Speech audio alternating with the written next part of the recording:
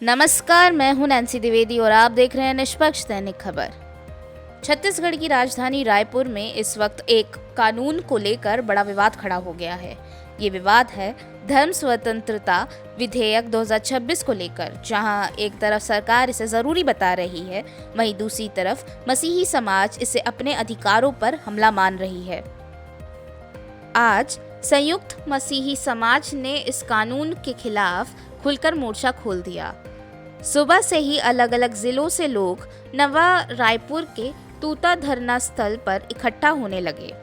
लोगों के हाथों में तख्तियां थी, नारे लगाए जा रहे थे और एक ही मांग थी, इस कानून में बदलाव किए जाएं। धरना स्थल पर पहले इस विधेयक पर चर्चा हुई। नेताओं ने लोगों को इसके प्रावधान समझाए और फिर फैसला किया गया। अब सीधा लोक भवन का घेराव किया जाएगा। प्रदर्शनकारी जैसे ही आगे बढ़े, रास्ते में पहले से ही भारी पुलिस बल तैनात था। लोक भवन से करीब 500 मीटर पहले पुलिस ने बैरिकेडिंग कर दी और यहीं पर प्रदर्शनकारियों को रोक दिया गया। इस दौरान माहौल थोड़ा तनावपूर्ण हो गया था। प्रदर्शनकारी आगे बढ़ने की कोशिश कर रहे थे, वहीं पुलिस उन्हें रोकने की कोशिश कर रही थी और इसी बीच हल्की सी झड़प भी हुई। हालांकि राहत की बात ये रही कि इस घटना में कोई घायल नहीं हुआ। मसीही समाज के लोगों का कहना है कि हम शांतिपूर्ण तरीके से अपनी बात सरकार तक पहुंचाना चाहते हैं। इस आंदोलन में समाज के हर वर्ग के लोग शामिल हैं। धरना स्थल पर लगातार भाषण दिए जा रहे हैं और इस कानून के संभावित नुकसान गिनाए जा रहे हैं। लेकिन ये विरोध आज का नहीं है। पिछले हफ्ते भी रायपुर में एक बड़ी रैली निकाली गई थी। ये रैली बूढ़ा तालाब से अंबेडकर चौक तक गई थी। उस समय भी समाज के लोगों का कहना था कि सरकार ने वही पुराने विवादित प्रावधान दोबारा जोड़ दिए हैं। मसीही समाज का सबसे बड़ा तर्क है कि भारत एक धर्मनिरपेक्ष देश है। संविधान हर व्यक्ति को अपने धर्म को मानने और प्रचार करने की आज़ादी देता है। लेकिन उन्हें सबसे ज़्यादा आपत्ति एक शब्द से है, वो है लालच।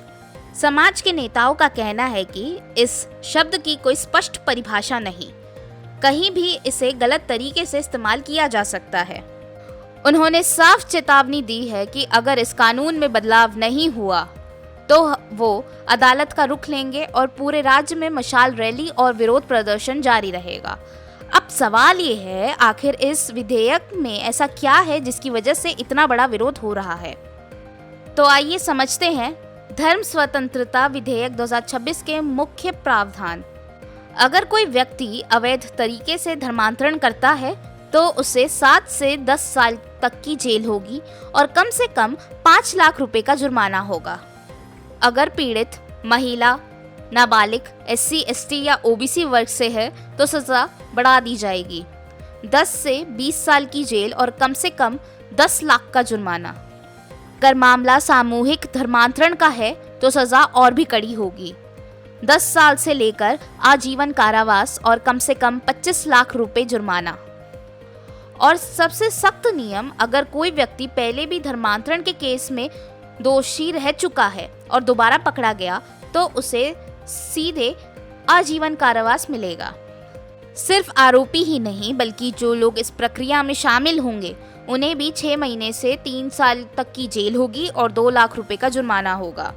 अब एक और बड़ा नियम, अगर कोई व्यक्ति अपनी मर्जी से धर्म बदलना चाहता है तो उसे 60 दिन पहले कलेक्टर को आवेदन देना होगा। और सिर्फ व्यक्ति ही नहीं बल्कि जो पादरी, मौलवी या पुजारी धर्मांतरण कराएंगे उन्हें भी 2 महीने पहले प्रशासन को सूचना देनी होगी।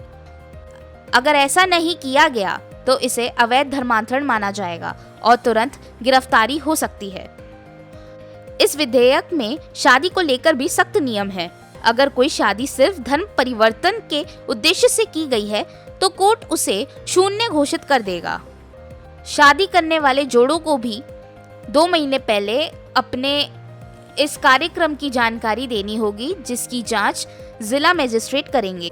इसके अलावा विदेशी फंडिंग पर भी पूरी तरह से रोक लगा दी गई है। अगर कोई संस्थान धर्मांतरण में शामिल पाई गई तो उसका रजिस्ट्रेशन रद्द होगा और भारी जुर्माना लगेगा। मामलों की सुनवाई के लिए हर जिले में विशेष अदालतें बनाई जाएंगी और कोशिश होगी कि 6 महीने के अंदर फैसला किया जाएगा। अब सवाल उठता है, सरकार को इस कानून की जरूरत क्यों पड़ी?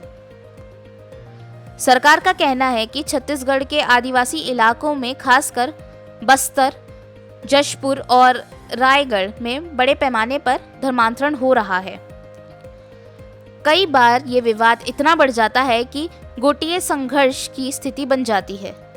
खासकर नारायणपुर जैसे इलाकों में स्थिति तनावपूर्ण हो चुकी है।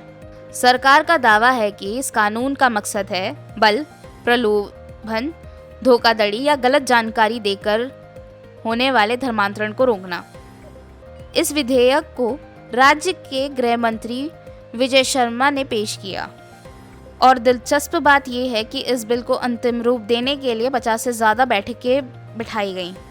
जब विधानसभा में ये बिल पास हुआ तो बीजेपी विधायकों ने जय श्री राम के नारे लगाए। वहीं विपक्ष ने इसका विरोध किया और वॉकआउट कर दिया। विपक्ष का कहना था कि इस कानून पर पहले सभी पक्षों से राय लेनी चाहिए थी, यहाँ तक कि सुप्रीम कोर्ट और हाई कोर्ट के रिटायर्ड जजों से भी। लेकिन आखिरकार ये बिल ध्वनि मत से पास हो गया। अब छत्तीसगढ़ में स्थिति क्या है?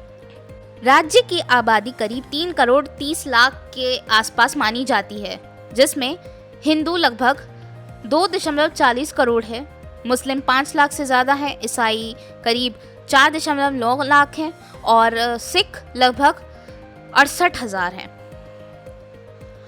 राज्य में लगभग 900 चर्च मौजूद हैं, जिसमें सबसे पुराना चर्च 1868 में बना था और जशपुर में कुनकुरी में एशिया का दूसरा सबसे बड़ा कैथेड्रल भी है। लेकिन अब इस नए कानून ने पूरे राज्य में बड़ी बहस खड़ी कर दी है। अब देखना होगा कि क्या सरकार इस कानून में बदलाव करती है या फिर ये मामला अदालत तक पहुंचेगा। और सबसे बड़ा सवाल, क्या ये कानून शांति लाएगा या विवाद और बढ़ाएगा? धर्म, अधिकार और कानून, इन तीनों के बीच छिड़ी ये जंग अब किस दिशा में जाएगी, ये आने वाला वक्त बताएगा। मैं हूं नैन्सी द्विवेदी और आप देख रहे हैं निष्पक्ष दैनिक खबर।